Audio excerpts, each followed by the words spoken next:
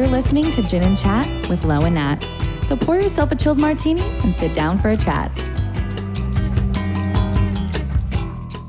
Welcome back to Gin and Chat with Lo and Nat. We are here back on the couch with a Saint Spritz. Our favorite. Where we're meant to be.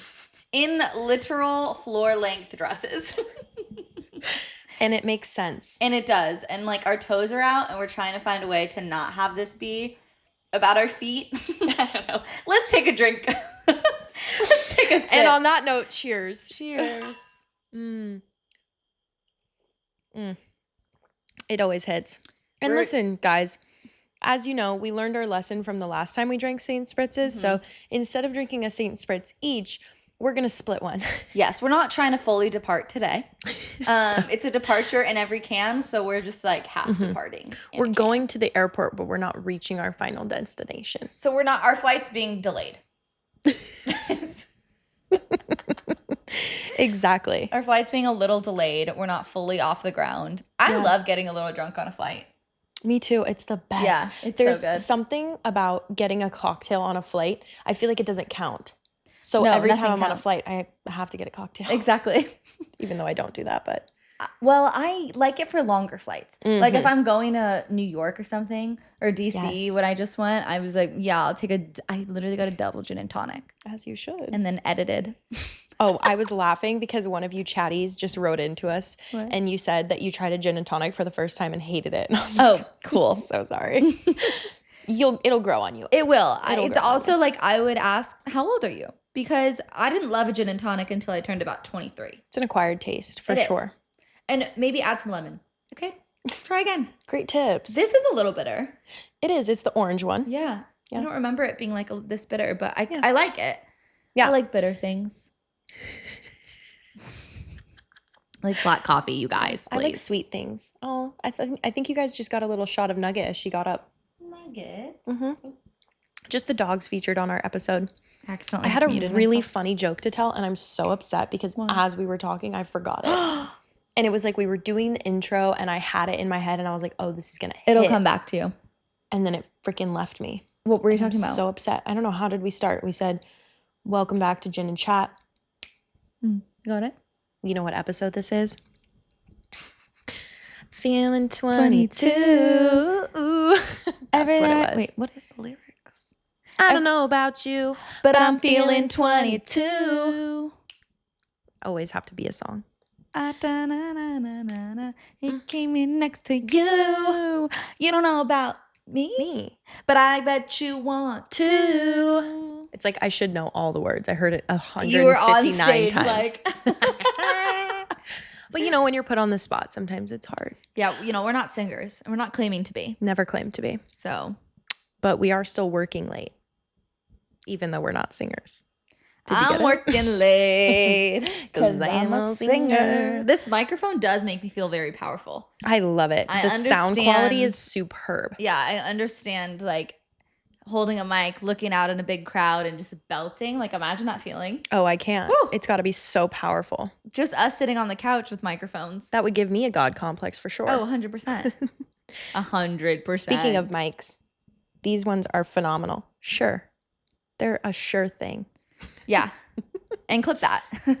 And sponsor. And sponsor us. Again. Well, today we're going to talk about friendships. Last episode, we got into dating and romantic relationships, but we have a lot to say about friendships as well and those types of relationships. Exactly, because just as you should have standards with who you date and allow into your life, those standards should be. Wait, why do every time I drink a Saint Spritz, I get an accent? I got that last time. Something about it. Those standards you should have with your friendships. All right. Because it's a departure in every can. I've taken 2 sips and I'm Matthew McConaughey now, so I don't know what's happening, but I love it. We are going to talk about friendships. We're going to talk about standards in those friendships, and we're going to talk about how to keep them and get friends in your 20s. Let's go. Let's chat. Let's chat. All right. We are back. We're back. We're back. We never left. We just paused the camera and started it again. To make sure we didn't run out of recording space for you chatties. But we're going to get into our friendships today. So, making friendships in your 20s. Hard. It's so hard. It's a hard task at hand. And nobody talks about it really. Especially in this day and age where community is so scarce. Mm-hmm. I'm trying to navigate it myself because it's like you go to college, you have your friend group in college. Yes. Built in. Out, especially when we did during the pandemic. Everybody had to go their separate ways because we literally were forced to quarantine. Yep. So, I mean, I moved back in with my parents then with my boyfriend at the time. He came and lived with us. Let's not forget. Which was, I can never forget that. Let's not forget. And you know what's crazy? I have not brought a guy home since. And that tells you everything you need to know. Yeah, because I've had 2 boyfriends since then, and I didn't bring them home because I was just... I did so much with that other one. He lived with us. It was too much. You're being intentional now. I'm being intentional now. But back to quarantine. We literally all had to separate. Yeah. And then we were just pushed out into the world. And honestly, even our friend group from college, we've gone so many different directions with our own individual lives.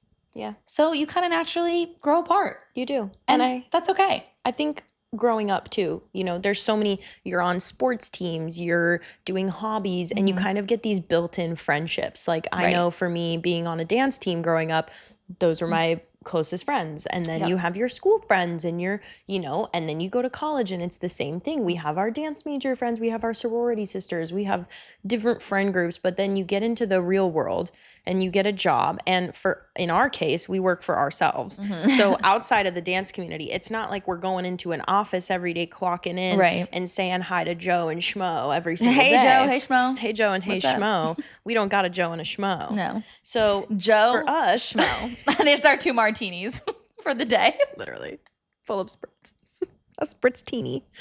But we have to kind of put ourselves out there in a different way. So, I mean, for me, when I moved to Arizona in January a few months ago, that was kind of one of the first times. I mean, first time I'm living alone. Yeah. And I really had to figure out, how do I make friends as an adult in my late 20s?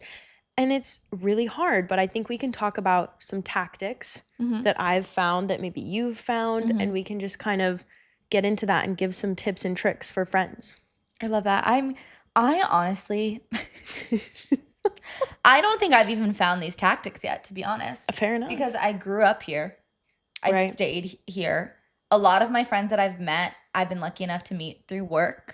I will say I know tactics on how to maintain a friendship, which I can touch on. Okay, love. So maybe you touch on how you built a community in Arizona on your own. And then I can talk about how I've been able to maintain some friendships over the Absolutely. years. Cool. I think for me, it was about getting outside of my comfort zone and putting myself out there. I struggle with initiating things sometimes. I think I get comfortable in my own kind of bubble and routine. And so I really had to go in with the mindset. And it did help that I was in a new city, because I think I had the approach of, I'm in a new city and nobody knows who I am. So it was kind of fun to be in a brand new circle where I feel like I had a fresh start. And so one of the things was through social media. I think on my TikTok page, girls in Arizona started popping up because I was living there now. And I just started commenting and reaching out. And I was surprised at how many girls responded and would say, let's go get coffee. Like that's how I met one of my good friends, Liz, that we now go to a lot of fitness events and do stuff together with. That's how I met her. And Holland, as we talked about in a previous episode, I met her through Instagram DMs. So that's one way. And then I think another way was through the fitness community, because again, for me, I work from home. So I'm typically at my apartment most of the day. When you go take an F45 class, you're talking to people. Oh yeah. That's wild to me. And that's hard. Yeah. But I will say, it also depends on the community you're in. I think in Arizona, I have found that people tend to be a little more open, nicer, and want to talk. They're nicer. I didn't want to go there, but yeah. You know, it's the type of place where you walk by someone on the street and they will say hello to you. And people aren't as closed off. So I think it was easier for me to be like, hey. But I did find, I think, meeting other people my age and making friends harder. But it was easy for me to meet maybe older people. They're a little more open. And yeah, it's just kind of getting outside your comfort zone. And then also kind of with dating, I would say, don't be afraid if you don't vibe with someone. You don't have to be friends with every single person you meet. And that's also something I learned, is that everybody that I go hang out with, we might not end up being great friends or hang out ever again. And that's okay. You can treat it like dating. Meeting new people is a great experience, and you will learn something no matter what. Even if you never text that person regularly or see them again, or if they don't become like your best friend, that's okay. It's okay. So I think something that you actually taught me once, because as a Scorpio, I'm so loyal and I am so intense and intentional with my relationships. And to me, a lot of friendships, I felt like they have to be all or nothing. So I have these like really deep friendships, and it's been hard for me to maintain kind of more surface level friendships, but still like acquaintances. Not that they're, not that I don't want them to be deep in my life, but not everyone is meant to be, and that's okay. And trying to force that is always going to, if it's not meant to be, it's always going to lead you a little disappointed.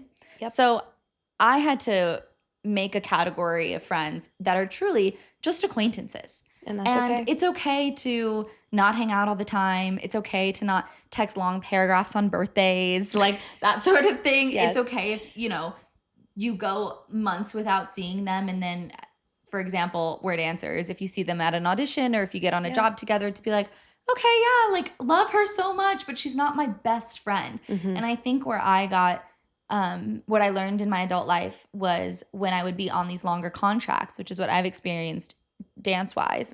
These people, because I was around them all the time, became my best friends. And then you leave the contract, and I was always under the impression like, oh, but we're still best friends because we spent all this time together, and I'm such a deep, loyal person. And then afterwards, we would naturally, just like college, when you graduate, kind of go back and grow apart and go to your own lives again. And I would always leave feeling really disappointed, and like I wanted that time back with them. But then I had to remember that maybe they just weren't meant to be in that category of people. And I think actually being super intentional and keeping that category of people small is probably best for you, because you are a product of the 5 people closest to you. And don't make that crowded. Don't make that a crowded space with a bunch of different energies and a bunch of different like past experiences with those energies. Keep it small. Keep it intentional. Let that be your like small room of people that you have, that you lean on. And then you can have other categories outside of that. And proximity matters, especially in adult life. So, we have so many great friends of ours that moved far away. We have so many friends that live in New York right now, for example. Do I know that if we lived in the same city, we'd be hanging out all the time? Yes. But unfortunately, everyone, gets to a stage where you have to put yourself first. This is your life and what you want to do with it. And so, unfortunately, there are those people that do move away. You move to different cities, and it's impossible to keep up with everyone at the same speed that you were without proximity. So that does play a role, and that's okay. And I think it's something to not take personally. And also I wanted to say, touching on your point of kind of categorizing your friends, I think for me, where that came from, I remember my therapist in college. This was so important because I, growing up, never really had one best friend. Same. And I think I always saw people who had that relationship and felt like I was lacking something in my life. And I would judge myself for it and kind of be like, why don't I have a best friend? Like, I want a best friend, you know? And I had lots of best friends. I had lots of close friends, but I just never had one person that I would categorize that way. And I always looked at that as a negative thing. And then my therapist in college said to me, why is that a problem? You can have friends in your life for different reasons and put them into different categories, and that's a beautiful thing. You can have the friends that these are my party friends. These are the girls that like to have fun, that I know I'm going to hit up if I want to go out for drinks on a Saturday night. Then you have your friends that have shared trauma, or you can talk about deep shit with. I'm serious though. Have shared trauma. As I point at you. But it's a thing, I know that Lauren is the type of friend I can call when I want to have a deep conversation with. And I can tell her anything that's going on in my life, and it will not come from a place of, there will be no judgment. It will just be taking it in, giving advice, all of those things. And it's important to be okay with having friends in different areas of your life. And see, who's making the effort and who's not. Because even if the proximity, okay, you're not close to each other, are you still actively wanting to know about their life or be thoughtful in that way? If they're not, then okay, you see them when you're back in town and you have a great dinner and it's, you wish them the best, but maybe you're not giving that the same energy. It's the ice machine. It's the ice. Okay, I was like, wait, is someone breaking in? Okay, someone breaking in. That's all I would do. We just sit here podcasting, someone breaks in, we're like, if someone broke into the apartment, I guarantee you I would not move from this part. This position, I'd be like, and that's how dedicated we are to this podcast. That's a funny bit. It is. We'll keep it. But back to friends. Yeah, Effort. I mean, you have to make the effort, right? You do. Like, I have a friend from high school. Her name is Mia. Shout out Mia. Woo, Mia. I never see her. I never see that bitch. She lives in New York. I see her probably twice a year. Mm-hmm. I just saw her recently. We went to coffee for a few hours. We allotted a few hours to see each other because we know that we're going to take up that amount of time. Mm-hmm. She, for example, went to Brazil, got me a little bracelet from Brazil. Cute. Like those thoughtful things where I'm like, yes, this is why you are one of my best friends still. And we've been able to maintain that friendship since high school. Yeah. And she's a Scorpio, so we kind of get each other on that level. I'm like, I'm offended. No, I'm just kidding. Natalie's like, you have other friends. I'm pissed. No, it's so But funny. that's my Grace. I grew up with my friend Grace. She lived 4 houses down from me. I've mentioned her before. Her dad was the bartender, if you remember from an early episode. But, it's the same thing. We've been lifelong friends and family friends, and I know we will always be connected. And she's one of those people where I won't see her for a year, 2 years. We can pick up right where we left off. Yeah. And those are great friends to have too. And it's important to nourish those relationships in whatever way feels right to you and match the other person's energy. Exactly. And understand, okay, this person fuels me. After I leave hanging out with this person, I have more energy. So I need to maintain that relationship because it fuels me. Exactly. It's important to reevaluate, and we've said this before, how you feel when you leave a hangout. Yeah. It is okay to leave a hangout and be like, you know what? I feel exhausted. Drained. I don't think that I'm going to extend that energy towards that person again. We've all been through it, and I think especially when you're 23 to 27, those 4 years, that's really when the shift starts to happen, because everyone, as you get older, wants to be intentional about who is in and out of your life. Yeah. And it's okay if they're not meant to be in it forever. That's totally fine. I know amazing people who I had amazing friendships with that I don't talk to anymore, but I wish them well. And I know that they're happy in what they've chosen in life. And that's all it needs to be. Yeah. And I think also understanding how life ebbs and flows. And there might be times where you can give more energy to your friendships and times where you can't. And I know for me, for example, when I was on tour for 2 years, I was really gone a lot. And it was a very hard experience in the sense that I didn't necessarily have the energy to reach out to a lot of people. So maintaining friendships became really hard during that time. And I know that I was not being the best friend that I could be. But Lauren, for example, was one of the people who never stopped caring and always checked in on me, even if it was a few months in between times, like would always check in, would always write cards for big milestones. And I knew she cared and I knew she was there. Yeah. So when it came time when I got off tour or I had a long break, I would make sure, okay, let me make sure that I'm fueling this friendship because now that I have the energy to give to it, I want to maintain this friendship and I don't want it to go anywhere. So it's okay that ebbs and flows with your life and you go through times where you're busier and not busier. So, and your real friends will understand that too. Yeah. But it's funny because at that time I had just, and we talked about this last time, I had just gotten out of a relationship. I was single for the first time ever, it felt like, since I was like 15 years old. Pretty much ever. Pretty much ever. It was a really disruptive time in my life, a really big transitional time. I had just moved somewhere new. I know the west side of the valley doesn't seem like that long of a distance, but it is a big shock, okay? It's different. So it was different. So I had just moved to a new apartment in the valley. I was freshly single, and the job that I had been on for 2 years ended. And I didn't know what was next. That's where I was at in my life. So, and I had a group of friends that I had been hanging out with that just weren't really aligning with me anymore. Again, it's not because they're bad people. It's not because a fight and not a fallout. It just, I knew in my soul that it wasn't in alignment with where I wanted my life to be. So I made a very conscious effort when I was in that time to honor the friendships that I felt like served me and to really be intentional with reaching out with my energy put towards like my thoughtfulness towards them. So when I knew Natalie was starting the tour and she was in Arizona, I wrote her a card because I knew that was a huge fucking deal and I was going to be the friend that was there for her because I was wanting to show up in that way in ways that I like similarly hadn't really showed up before because I was busy with my job or I was busy in a relationship. Yeah. And I had extended so much effort towards relationships for so long that I needed to extend that to my friendships. Yeah. So it kind of aligned with the time that like, you know, you needed it and then the time that I needed to be able to give that. Exactly. Which was very beautiful. Yeah.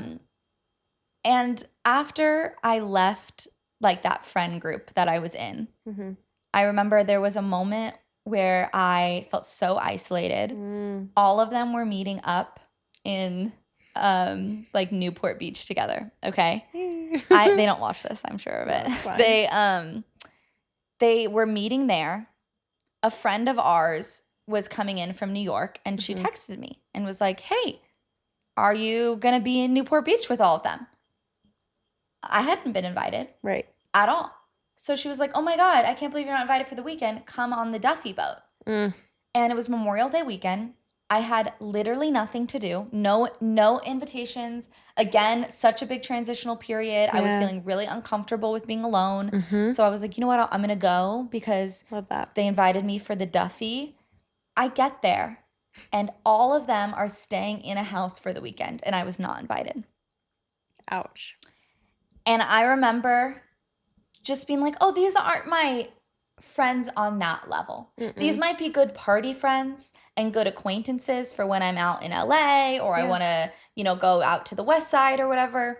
But these aren't my actual, they care about me and my feelings type of friends. Yeah. And that's okay. And I remember it was super uncomfortable to make that realization. And then I prayed about it and I was like, I need some actual good friends like here.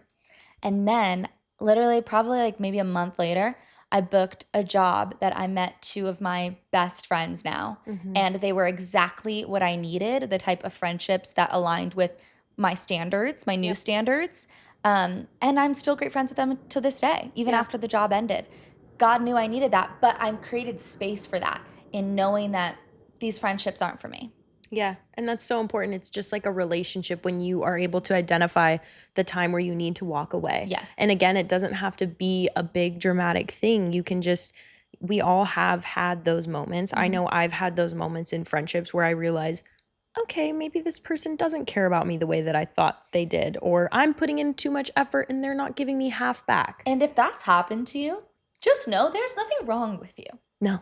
It doesn't mean that you're not deserving of friendship. Exactly. Or a community. Yeah. It just means you're looking in the wrong area. Yeah. You got to find your people. And it's okay to change that up. And again, maintaining those standards. We've all had seasons of loneliness. Oh, for sure. For sure. And I think one thing we want to talk about too is just like how we defined our standards for dating. I think we also want to touch on what are our standards for friendship and how do we maintain those. I think it's good to be able to have uncomfortable conversations. Again, we've kind of mentioned this, but why I think Lauren and I are so close is because we've had those moments where we've had tough conversations with each other and we're not afraid to sit down and call each other out and say, hey, I don't feel fueled by this friendship right now, or this is lacking, or, you know, even today we were saying, because we obviously spend a lot of time working together now, which is a beautiful thing. And we're so lucky that we get to work with our best friends. Yes. But there are times where we're saying, you know, let's not forget that we're friends. Let's make sure that we have the time where we put the mics down, we stop working and we fuel this friendship and have actual time together outside of work. Exactly. But it's important to be able to have those conversations. And I think some people get scared to do that with friendships. But don't be afraid to, you know, find those people that are willing to get deep with you and have these tough conversations, because that's where you're going to find the best friends. Because when you find a friendship that just flows Mm-hmm. and like we are laughing together, we get each other's humor, Mm-hmm. we understand each other's like tics or insecurities. Even when you find someone who knows you so deeply, Mm-hmm. they hold you to such a high standard, even when you can't see it yourself. And I think that is the most important thing. And we hung out with one of my friends from high school, one of my guy friends, and he kind of saw me with my high school friends, and since then. And we were discussing one girl that I used to be friends with in high school.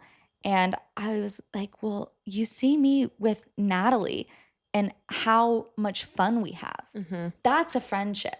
Yeah. What I had with that other person, that really wasn't a friendship. That's where my level was at that time for what I could accept in a friendship. Mm-hmm. But just like relationships, like they say you accept the love you think you deserve, that applies for friendships too. And you deserve someone that sees you and cares about you and holds you to such a high standard and lifts you up. Yep. Find that. Yeah. And don't be afraid to let go of something that isn't that. Absolutely. Mm-hmm. And I think also seeking out people that inspire you is huge too. And I think when you level up in life, you can also look around at your friends and evaluate and say, okay, do these people continue to inspire me? Are these the types of people that I want to be like?